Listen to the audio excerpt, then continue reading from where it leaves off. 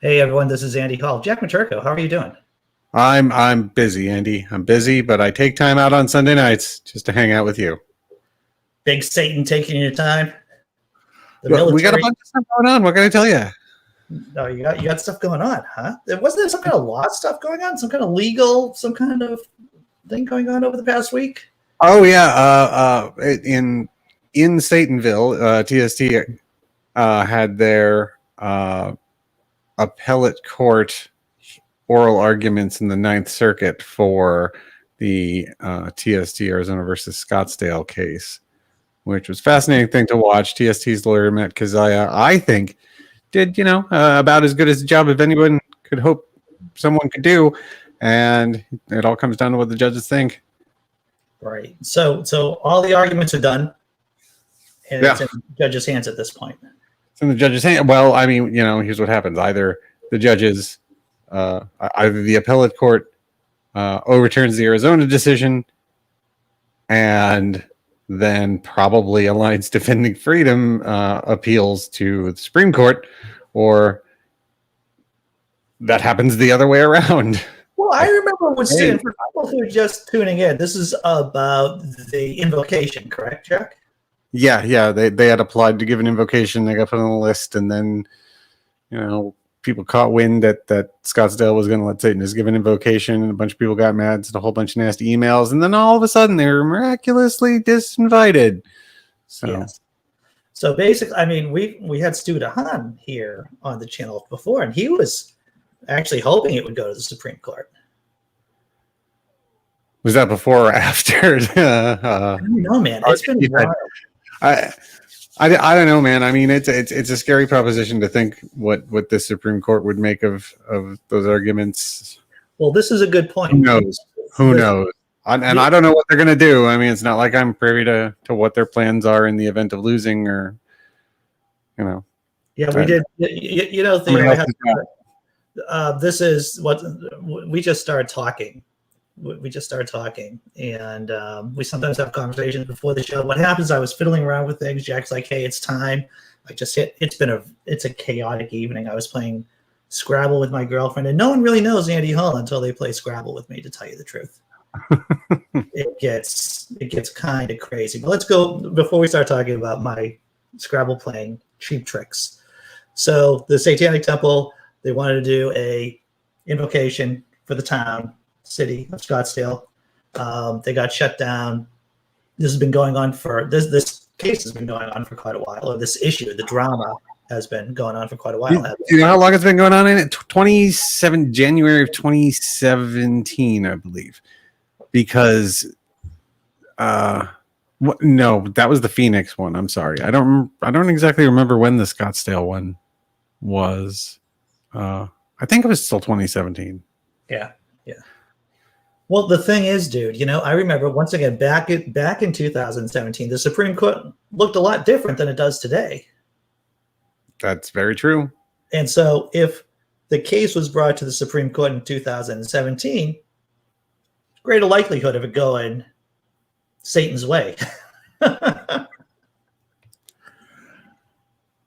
don't know, man. We're just going to see what happens. I'm in a whole other department, so you're in a whole different department of Satan, basically. Yeah. I'm helping putting together conferences for Grey Faction and holiday events and stuff. Kind of like in the theater department wing. The theater. Oh, that's a good wing to be in. In the chat, and of course, yes, we are night owls. This is what we do. Tobin, Templeman, how you doing? So yeah, I just got this Scrabble game. We haven't had a Scrabble board in the apartment for a while. So we started playing, and I don't play dirty, but I play to win, right? Why would you play Scrabble, Jack, if you don't play to win? I suppose that's true. And so does it put stressors on a relationship? Sure it does. It put, just like me wanting to watch Die Hard 3 times during the Christmas season. Sure, it puts stressors on the relationship. Do you like playing the physical Scrabble better than like a computer version? Because I like the tactile feelings I like it. I like to feel the whole, and putting it down, because that's what victory feels like. Victory feels like throwing the J on the triple letter score right there. Right there. It feels good having it in your hand, knowing it, picking up and putting it down just like that, looking your opponent in the eye. You say triple letter score right there. That is satisfying. Yeah, I guess so. That's true. And so this is what happened tonight, right? So I put down this word that I knew wasn't a word. It just wasn't a word. But I didn't think she challenged me on it. So see, that's the difference with playing in person versus playing on an actual board versus playing on the computer. The computer's got its own dictionary. It tells you what the word is in a word. Yeah, takes the bluff out of the game. Well, so this is the double bluff here. So this is the bluff in the turnaround. So I put it down on the board, and then she realizes, hey, is that a word? And this is after she played her hand. And as you well know in Scrabble, it doesn't count anymore, right? You let it go. You missed your chance to challenge it. If you missed your chance to challenge it, then it's carved in stone on the Scrabble board, basically. The word is staying. So this is what happened. So she goes, well, a couple of turns later, she goes, well, I'm just going to put an S on that word. And I go, you can't do that. That's not a real word. And she goes, well, you put it down. Yeah, but I know it's not a real word. No, as the creator of this word, I'm telling you, it's one of those weird words where the plural is the same as the singular, and you can't put an S on it. That's not a. So I believe Scrabble is a stress test to our relationship, and it's done well so far.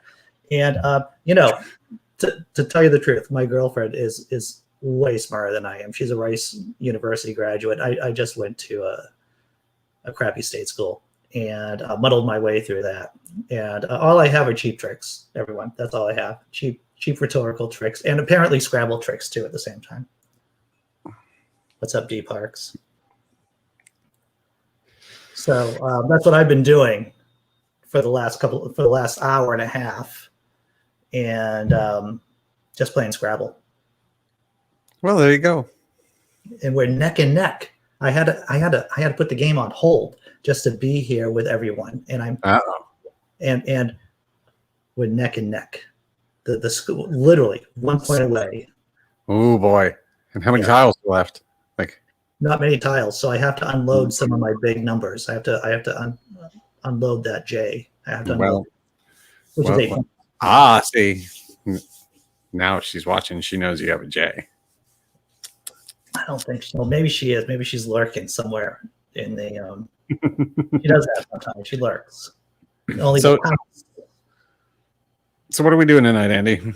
Okay, so tomorrow during the morning show. Well, let me back up. I was looking through the Guardian, right, the online edition of the Guardian newspaper, and there is, as we all know, the Sinai Peninsula in Egypt. And hear me out, everyone. This is important. It's about global climate change. It's about the climate crisis. Because, Jack, that's how they tell us to speak of global climate change in Extinction Rebellion. We're supposed to refer to it as the climate crisis because it is a crisis, right? It's a crisis. Sure. And so once upon a time, the Sinai Peninsula was actually green. It was, I don't know if it was lush, but right now it's a desert. It's arid. But once upon a time, within the last couple of thousand years, it's arid. And the reason why it's arid is because of man-made problems. Overgrazing, being built, cities, wetlands being destroyed by the coast. And so for the last few thousand years, the Sinai Peninsula has been dry. So there is and this is actually very hopeful. There's a real chance of the Sinai Peninsula being terraformed in a way into a green, wet environment. It is possible. It has been done before too. There was a very large project in China about changing. I guess the land area is the size of the Netherlands, right? So it's a country. The Netherlands is a country. It isn't Texas, but it's a good-sized chunk of land. And so what the Chinese government was able to do, what the Chinese scientists were able to do, was to turn this arid section of China into, I wouldn't call it a paradise, but maybe it is a paradise. It's lush, it's green, it's terraced, and it's all about soil and fighting soil erosion. Because as you know, Jack, right, in Arizona, that when it rains, if you have poor soil, if you don't have nutrients in the soil, the rain just rolls off, and it just not so much nutrient, but it just gets so hard packed right. that the water doesn't sit anywhere long enough to absorb. It just runs right off. That's how we get washes and whatnot. Right. Yeah. So what these scientists have done is be able to create this virtuous cycle in arid areas. And what that means is that they're able to make it green again. And when you turn an arid zone into a fertile green zone, there you have more carbon being entrapped in the atmosphere, because that's what plants and trees do. They entrap carbon dioxide. They also don't reflect as much sunlight either. So it inhibits global warming in those two ways, by trapping in more CO2 and by not reflecting as much sunlight. And yeah, I am actually excited about this. I saw the video earlier tonight, and it's like, we got a couple of really great guests coming up. We have Nathan Timmel next week, author, comedian. He has a new book out. We have Nate. What's that? I said, like Nate. Always good to talk to Nate. Always great to talk to Nate. The week after that, we have a really creative person who's been hip deep in the movement, though no one has really seen his face because he is concerned about showing his face. And he's been involved with a few of the atheist Facebook pages that have been taken down as of late. So he's going to be joining us the week after that. And then we have this great satirist. Yes, another atheist satirist online, the man who runs Religion Morale, the Facebook page and the site. He does basically what I do on my blog, Laughing in Disbelief. So he's coming on the week after that. That sounds like we got a good month. We got a great month coming up. And so tonight I thought, why not look? Why not look at a few solutions about the climate crisis? And, it's a little half-hour movie. It's a little documentary. We could stop it and start it whenever we want to, in case anyone has comments on it. And, Is our video going to be demonetized because we're playing this video? We're sharing this? I don't think we will. I think we're in the good books. I think we'll be safe. Okay. I mean, it's your channel, so. It's my channel, and we don't make any money off this show anyway, Jack. We do it for the love of the game. That's right. We've been doing this shit for so long together that we just can't stop now, no matter what other stuff we got going on. Well, this is the thing, right? We've been doing something like this in some iteration since I've been married. So I mean, since back when I was married till now. So that's been a long time. Almost 10 years. Dude, that's crazy. If you go all the way back to when you first came on Left Hemispheres, like 10 years.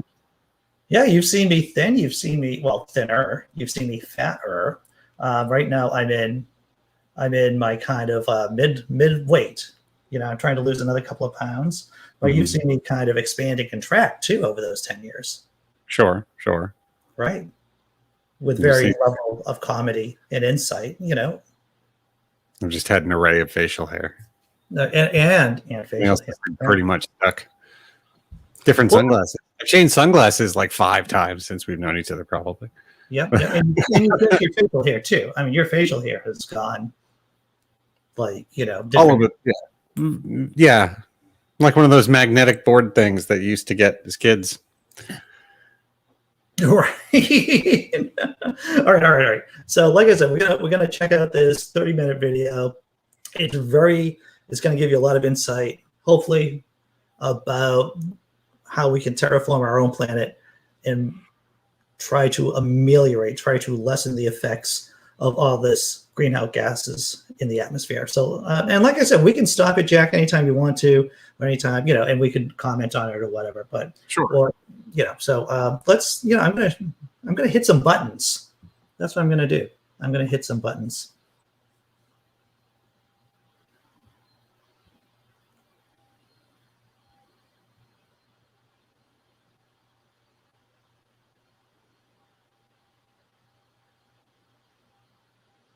So even this video is over 10 years old. Yes.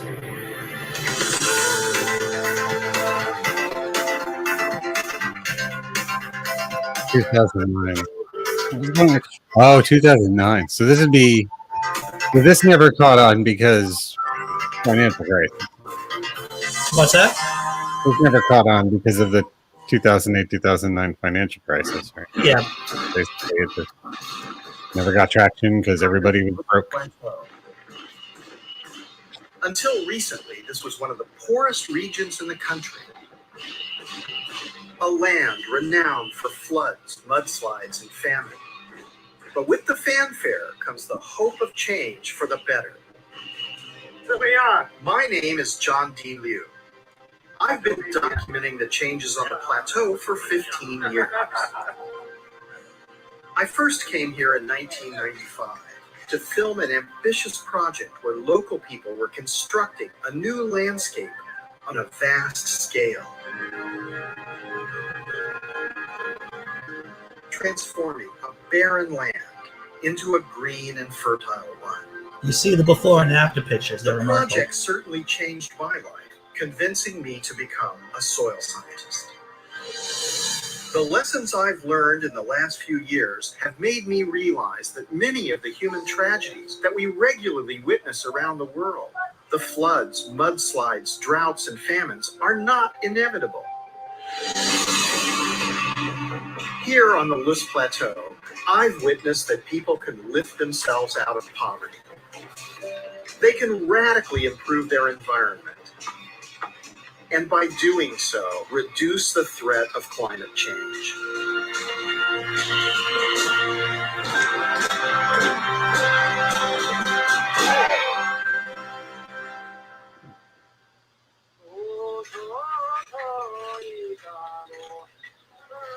When I first came to the Luz Plateau, I was astounded by the degree of poverty and degradation. And I wondered, how could the Chinese people, the largest ethnic group on the planet, and my fathers and my own ancestors, come from a place that was this barren?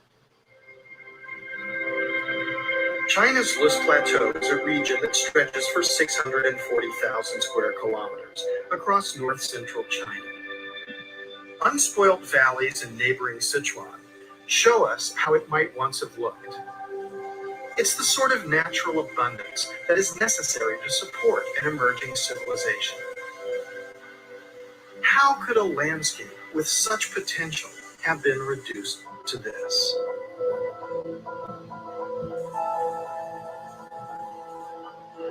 When Chinese scientists and civil engineers began to survey the area, they realized that several thousand years of agricultural exploitation had denuded the hills and valleys of vegetation. The relentless grazing of domestic animals on the slopes meant that there was no chance for young trees and shrubs to grow.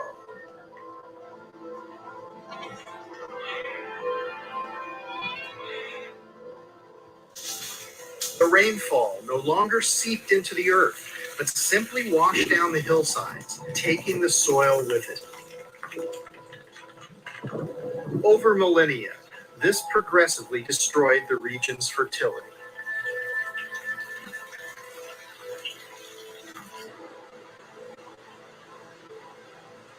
When this happens over an area as extensive as the plateau, millions of tons of silt are swept down into the Yellow River, which gets its name from the color of the fine, loose soil.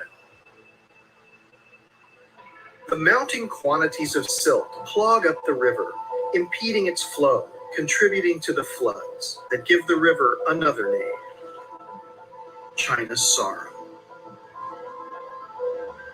In some areas, creating floating mud mattresses that attract passing tourists. A local problem becomes a national problem. I just want to pause that for a second and say, so what's your main tourist attraction? Well, you can walk on the river because it's so full of mud. It's so full of silt. That it's become a non-Newtonian fluid. Right, Jack. And we were just talking about it in the chat about how it's very Dust Bowl-y, right? Because we faced something here. What was it in the 30s? Was it? Sure. Yeah. Dust Bowl would have been in the 30s. Yeah. And that was caused by people. That was caused by poor agricultural techniques. Yep. All right, we'll get back to the video.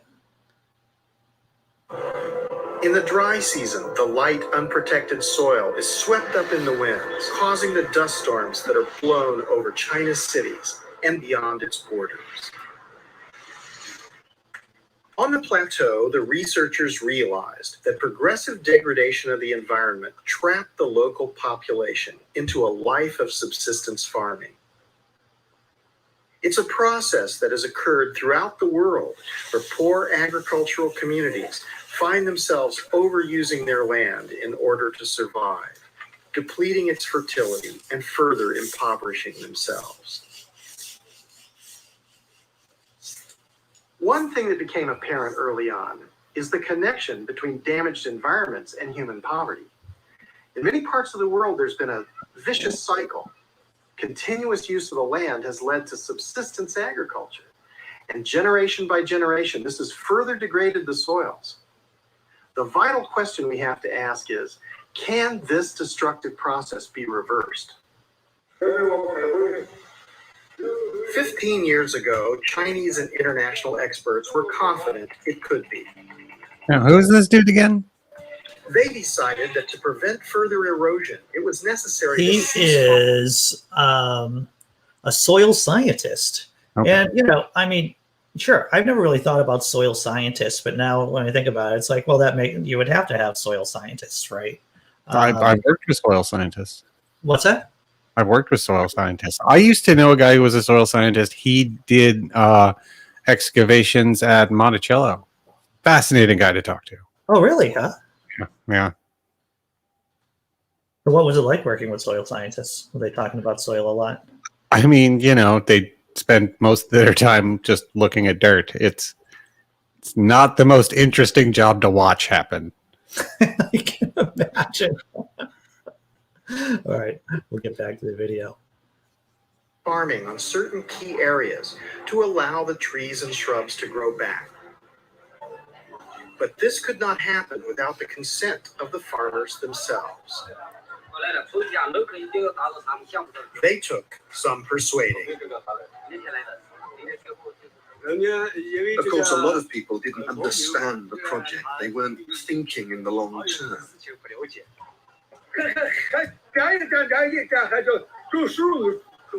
They want us to plant trees everywhere. Even in the good land.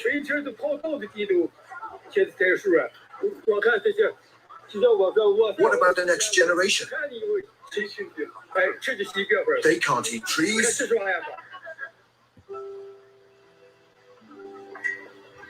What eventually convinced the local people was the assurance that they would have tenure of their land, that they would directly benefit from the effort they invested in the new project.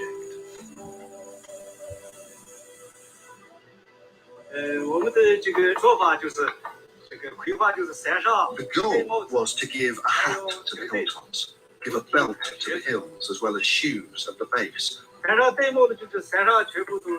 hats meant that the top of these hills had to be replanted with trees.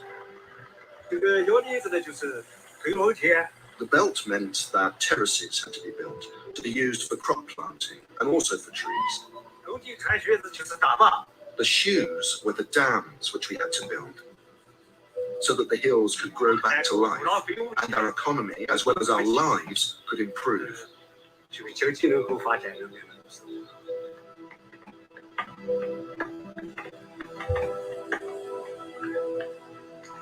Hills and gullies were designated as ecological zones to be protected. Farmers were given financial compensation for not farming on them and keeping their livestock penned up. When I first filmed Mr. Ta Fuyan and his colleagues back in 1995, I had no idea this initiative could achieve such dramatic results.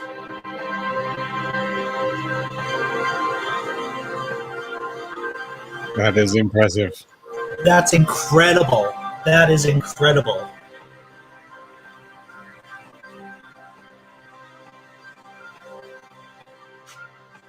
The effort that people put into converting their slopes into terraces has resulted in a marked increase in agricultural productivity. The higher yields are directly related to the return of natural vegetation in the surrounding ecological land.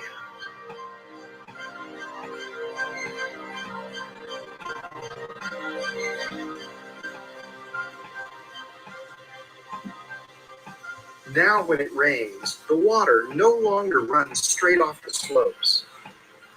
Trapped by the vegetation, it sinks into the ground, where it is retained in the soil, taking weeks and months to gently seep down and irrigate the fields and terraces below.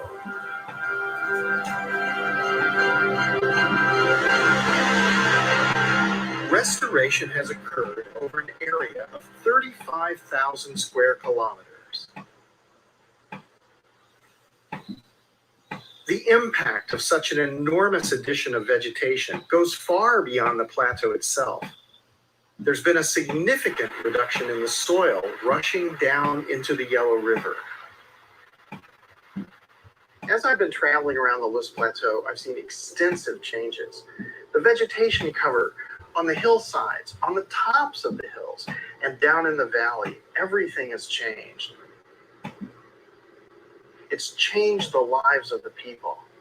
And in fact, the people themselves have done this because they were the ones who changed their behaviors, terraced the fields, improved the soils, learned to protect the marginal areas. The changes are not simply on the hillsides. On the plains, you can see greenhouses that are filled with vegetables. This extends the growing season. It's a very high value produce. The abundance and variety of new produce can be seen in the local market. Follow-up studies have shown that incomes have risen threefold. And scientists point to a more global benefit. Plants, through photosynthesis, remove carbon from the air, countering the effect of human greenhouse gas emissions on the climate. In terms of climate change, we can say that the project made a double contribution. Firstly, the project was successful in restoring vegetation on a large scale. So many trees and so much vegetation grew up, and this definitely helped take carbon out of the atmosphere. Secondly, because the health of the Lowest Plateau's ecosystem has been so much improved, the region will be better able to resist the negative impacts of climate change.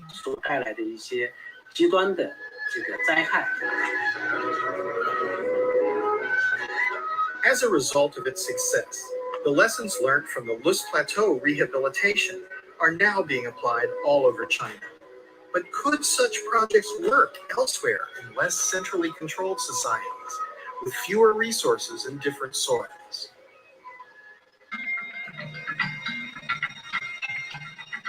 Ethiopia, perhaps more than any other country, has come to symbolize the vulnerability of humankind to environmental catastrophe. This is a country whose problems have been increased by war and civil conflict. And now, human-induced climate change is predicted to make matters worse. As on the List Plateau, centuries of subsistence farming practices have stripped the land of natural vegetation. The dry gullies bear the scars of flash floods. These gullies are evidence of the enormous power of runoff during the rainy season. Without vegetation cover on the hillsides, when the rains come, the water doesn't soak into the ground but flows away in a flood. But it's not available for agriculture during the rest of the year. This leads to drought, and famously for Ethiopia, famine. But just as I've witnessed in China, there is hope that the situation here can be reversed. In just 6 years, Professor Legessa Nagash and local villagers have transformed a severely eroded terrain by planting indigenous trees and plants. Almost miraculously, a clear flowing stream has emerged where once there was a muddy trickle. How is it that it's possible for you to get the stream to flow throughout the year? It is because of the vegetation cover, which has been regenerating on this mountain. This water is maintaining the landscape because as soon as rain falls on the canopy, on this vegetation, that rain then infiltrated gradually into the ground, ending up with this steady flow of this river. Water is life. Without water, nobody can do anything. I'm amazed, as short as 5 years, 6 years, you get clean water like this, provided you work hard for restoring this degraded landscape. About 1,000 kilometers further north, in the village of Abraha Aspaha, another near miraculous phenomenon is occurring. Farmers are finding water at the bottom of their wells, despite the poor rains this year.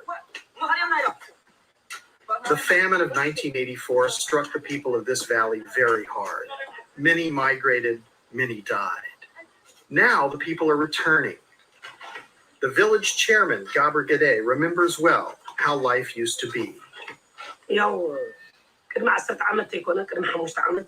10 years ago, I'd say, even 5 years ago, I'll tell you what the situation was. It was absolutely terrible.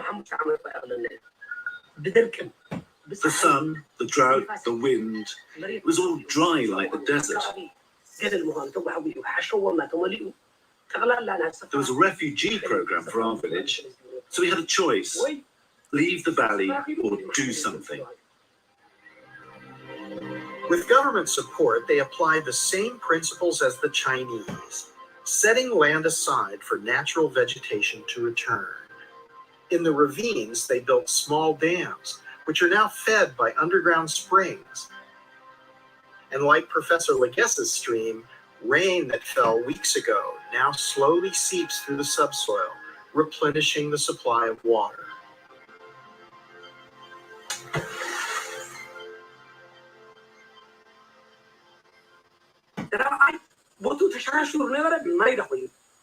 The eroded land has become fertile. It's changed for the better. In the drought, our fruit trees dried up. Now they're coming back, and we're growing even more varieties. These are the real benefits we've seen. We have food security, and our children can go to school. Our lives have improved. We no longer need to beg the government for aid, thanks to the changes that we've made. Even wild animals which disappeared are returning, even the leopards. These villagers are now better able to withstand the impact of climate change. With international assistance, their achievement could be repeated across the country. The benefits, as Professor Legessa points out, would spread far beyond Ethiopia's borders. The most important issue for Africa, and I consider this Africa's 21st burning issue, is restoration. No matter what we do, we might be good at rocket science. I mean, if we're nuclear science. Yep, I think we got shut down, Jack. Oh, really? Yeah. Well, that's a bummer. Yeah, that's too bad. Policy violations. I did not know that that was a thing that was going to happen. Well, I am still. Let me throw the link here.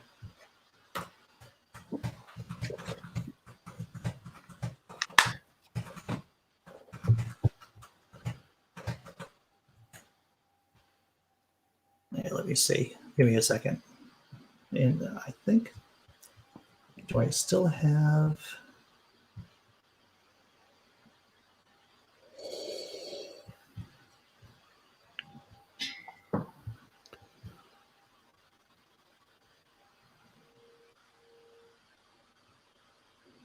Guys, is this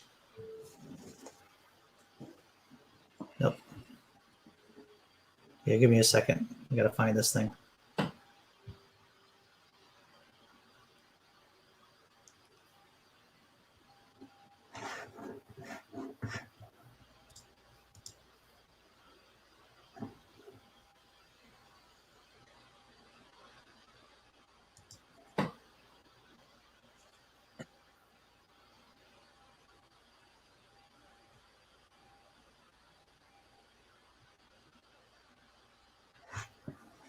Da, da, da.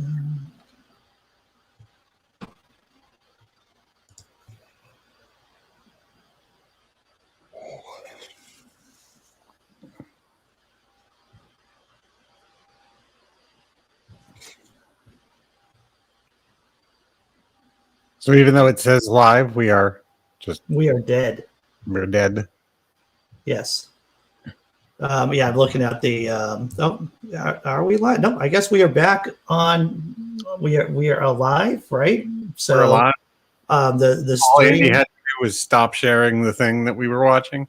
All I had to do was stop. Oh, that's a shame. Well, I thought that was pretty interesting. I've seen a lot of those techniques. The one thing they do out here when they're trying to do erosion mitigation is they have these long, basically these long round hay kind of just giant snakes, kind of, Oh, right. Yeah, like there's a bunch of hay packed into like a mesh net in big long, I don't know, maybe foot around tubes, yay. Mhm. And they just like pin them in all along the hillside. Right, and that's supposed to It's very similar to the tiers they were doing there. Yeah.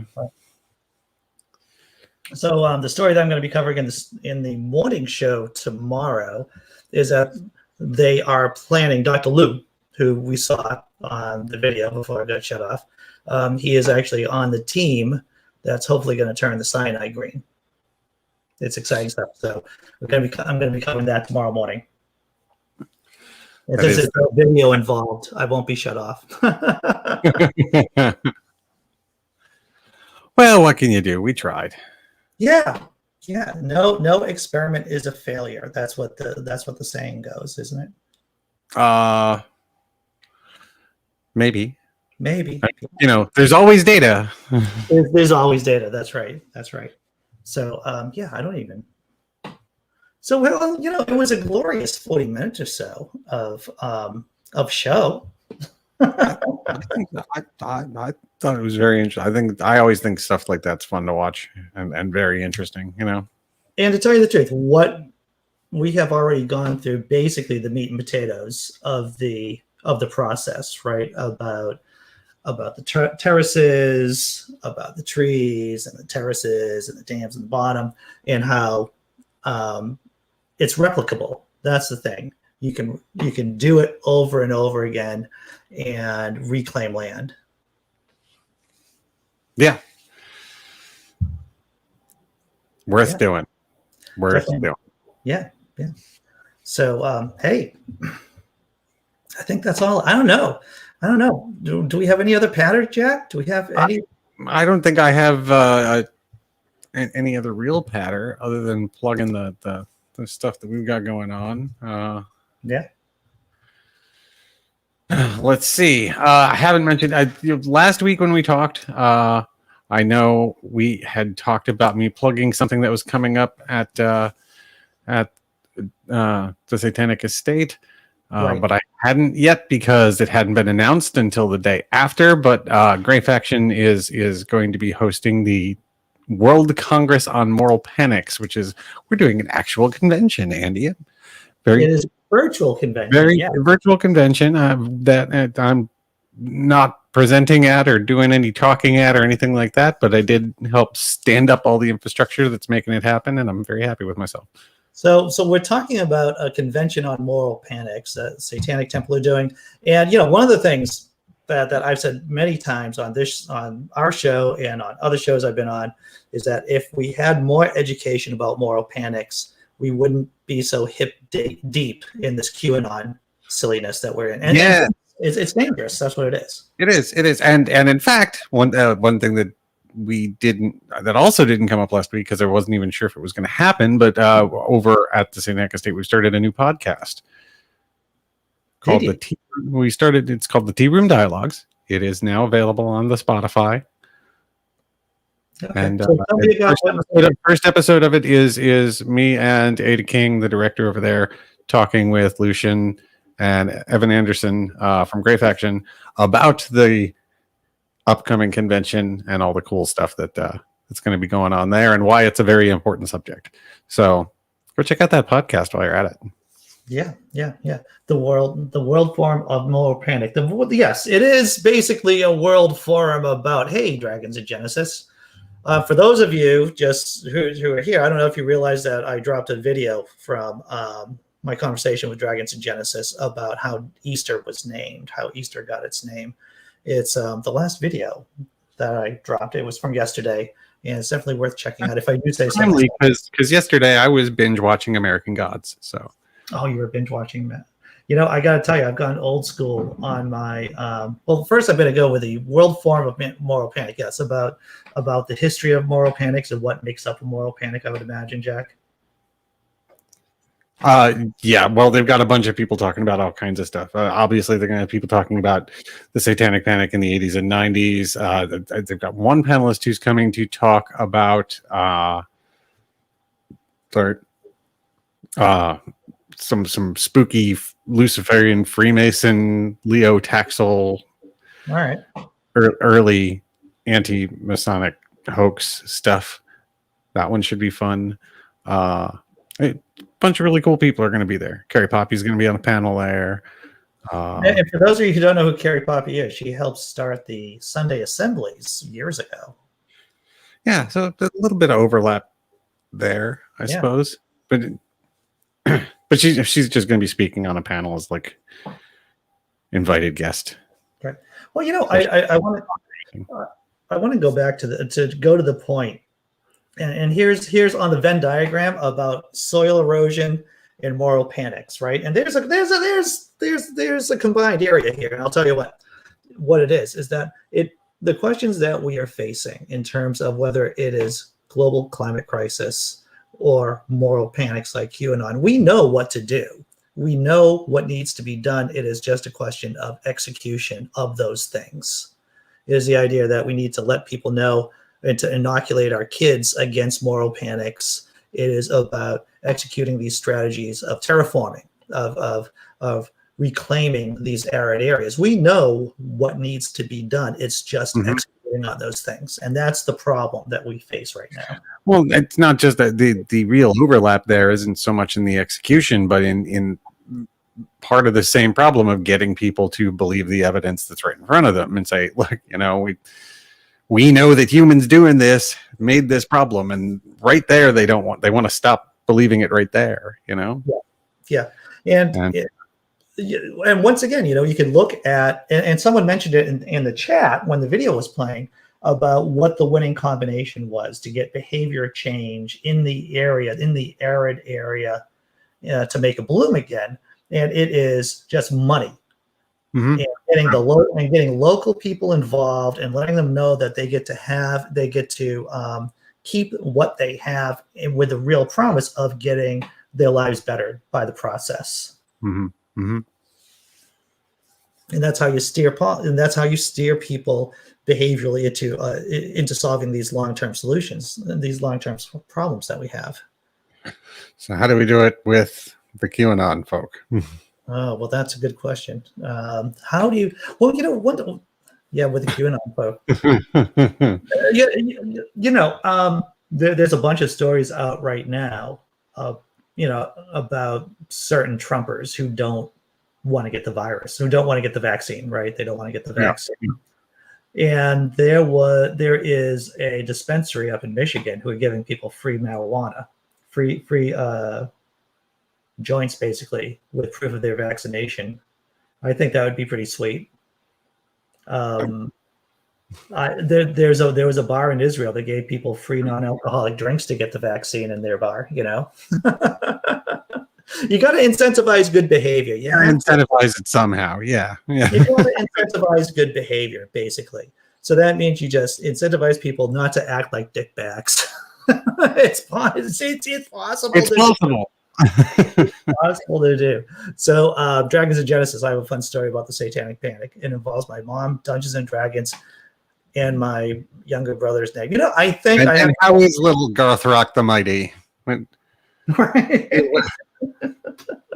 I think a lot of people our age have some story about the Satanic Panic and Dungeons and Dragons.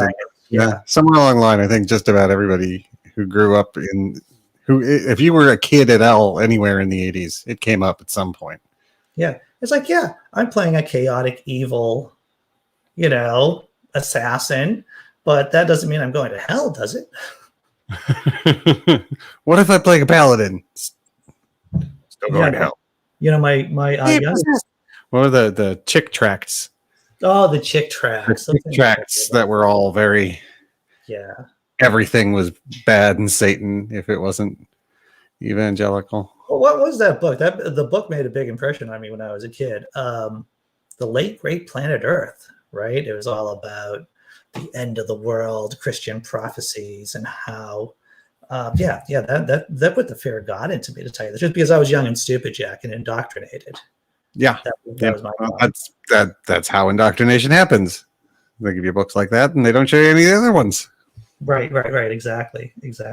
So my kid is playing Dungeons and Dragons right now, and right this very second. Well, not right. No, she's in a campaign. Exactly. Yeah. And what was it? She's. I asked her what alignment her character is. She goes chaotic evil. It's like, good for you, because if you're gonna be in alignment in a game, you might as well be the most fun one possible. Something to be said for that, right? Like it's always the people who pick like a lawful evil character, and you're just like, Lawful evil? You still have rules, man. You still have rules. Yeah, you're basically just like a DMV employee with magic. Right. And neutral evil, sure. Neutral evil. You're in it for evil, but I want to have my evil with a certain amount of spice. I want spicy, burn your mouth kind of chaotic evil. If I'm going to be playing Dungeons and Dragons. Well, there you have it. Dragons in Genesis says we had that Geraldo episode about Satan in America on tape. Mom watched it. I've seen that one many a time. Yeah. I was so in it to win it with Jesus. I had all my Dungeons and Dragons. I didn't realize I was doing Satan's work, Jack. Oh man, I gotta get rid of these books. Thank my fictitious God, I snapped out of it, because I discovered that I love Dungeons and Dragons more, I guess, than I love Jesus, little baby. Well, Jesus doesn't give you a die roll. He doesn't. Yeah.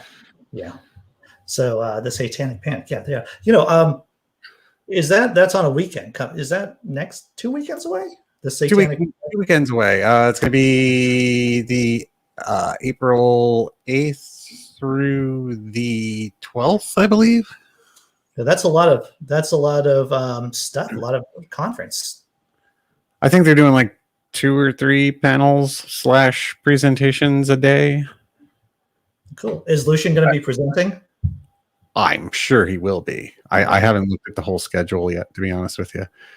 I just, until things are pinned down and I know who I need to set up when, it really doesn't, You know, because it's like backstage at this place is kind of like, you know, when you watch the Muppets and they go backstage, it has that kind of feel about it, where we're all trying to pull things together, and so it's good, and it's coming along, and it's very.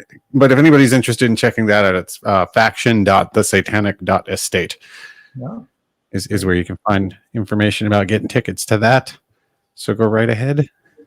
Tesla Ranger says, I was disappointed when there was no magic words in the spell description. See, now that's what I really liked about Doctor Strange comics, is that Doctor Strange always said the words by the flames of Feltane or the Agamotto. You know, the Doctor Strange had spells that you could learn the words to right there in the comics. Tesla Ranger saying that they're disappointed that there was no magic words in the spell descriptions in Dungeons and Dragons books. Yeah, Tesla Ranger was saying that. Yeah, I'm disappointed that there were no magic words in the spell descriptions. Yeah. But then you got to make them up on your own, right? That was part of the creative play of Dungeons and Dragons, was to get up spell incantations, and at least for, you know, writerly English major nerds. Oh, right. D Parks is saying, I prefer chaotic good, doing the wrong thing for the right reasons. I had some fun chaotic good characters. So what was your go-to alignment, Jack? I think it was usually either chaotic good or chaotic neutral. Oh yeah. Well, Depending on it depended on what the mood was for the character. I think I played chaotic evil a couple times too, but I try and avoid all the lawful ones. And lawful ones. Come on, man. What's the point? Especially if you're in high school and you play, you got to deal with rules all the time. If you have a job, if you're doing your work at school, you got to be chaotic, some kind of alignment there. I mean, you know, there's always the one person in the party who enjoys playing the paladin, but everybody else just kind of, you know, thinks of him like kind of a prude, right? Well, you know, something's wrong with that. I mean, I'm not saying that there's always something wrong with the person who plays a paladin, but, you know, maybe they're not in touch. Maybe they're the kid in high school who wants to play the paladin, right? But they go off to college and they have go off the deep end, maybe, possibly.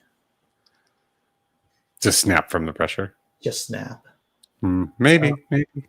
Dragons in Genesis says, I have a shirt with Jesus and a D20 that reads, Jesus saves, everyone else roll for damage.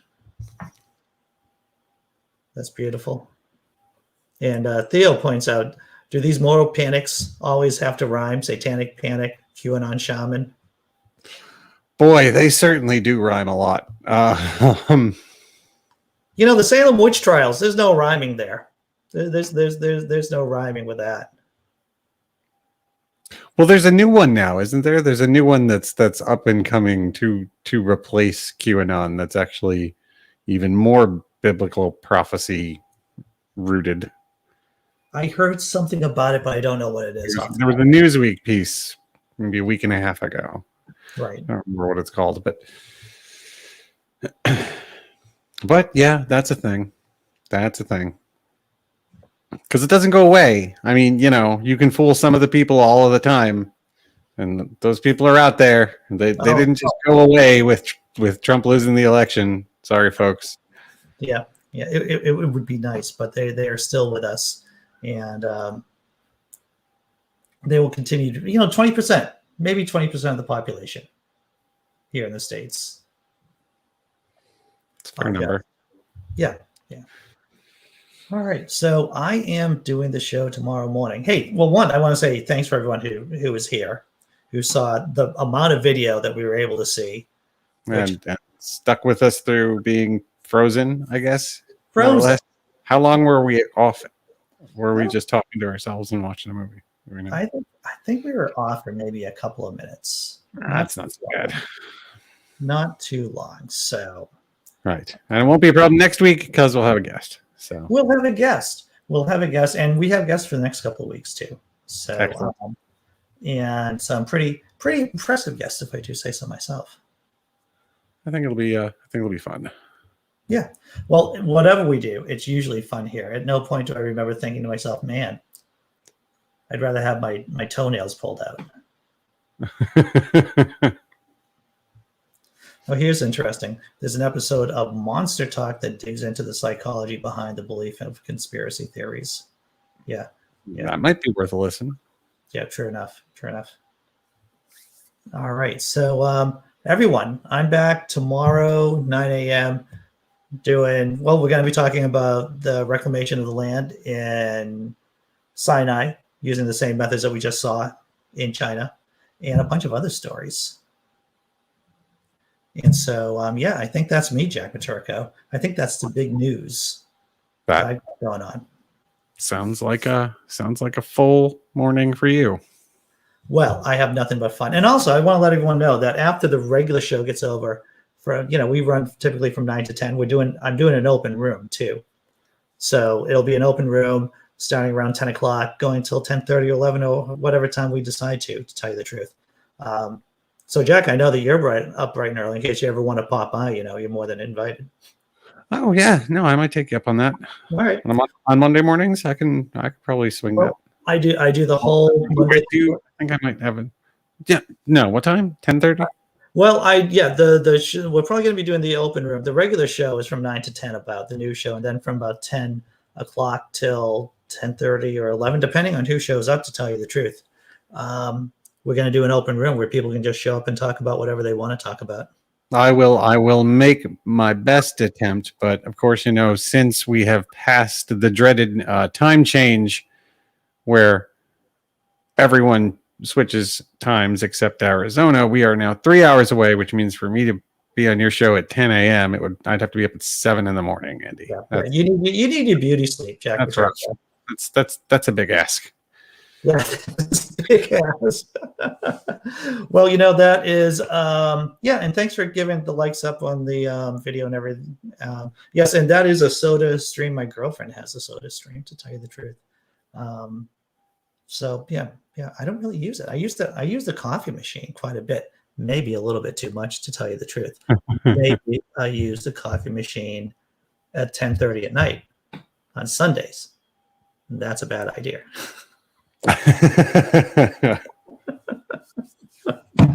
All right, everyone. Thanks for showing up. Thanks. I had a great time, actually. There's a big smile on my face. Maybe I got a copyright strike on my station, on my channel. Who knows? We're gonna find out. I'll find out. Probably just on the video. Probably just on the video. They're not gonna yank the whole channel. Probably not. We'll see. Right. Be strong, everyone. Thanks again, Jack Matirko. Always a pleasure, sir. Always a pleasure. Yeah. I do enjoy our Sunday nights talking smack and talking to the people. Yeah. All right, everyone. Be strong. Bye-bye. And I hit the end.